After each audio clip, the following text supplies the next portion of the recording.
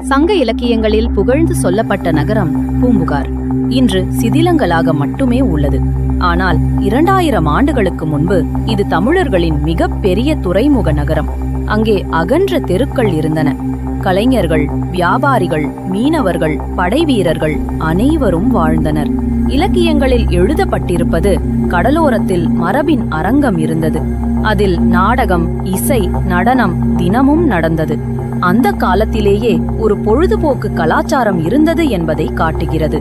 வரலாறு சொல்வது ஒரு மிகப்பெரிய சுனாமி அலை அந்த நகரத்தை முழுவதும் விழுங்கிவிட்டது.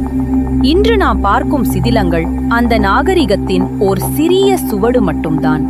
2001ஆம் ஆண்டு இந்தியாவின் நேஷனல் இன்ஸ்டிடியூட் ஆஃப் ஓஷியனோகிராஃபி கடலுக்குள் ஆய்வு செய்தபோது சுவர்கள், நாணயங்கள், பானைகள், கட்டிட அடித்தளங்கள் எல்லாம் கண்டுபிடிக்கப்பட்டன. அதனால்தான் பூம்புகார் உண்மையிலேயே இருந்தது என்பதற்கு உறுதி கிடைத்தது. இன்று நாம் பார்க்கும் மூழ்கிய நகரம் தமிழர்கள் ஆயிரக்கணக்கான ஆண்டுகளுக்கு முன்பே எவ்வளவு முன்னேற்றமான நாகரிகம் கொண்டிருந்தார்கள் என்பதை நிரூபிக்கிறது.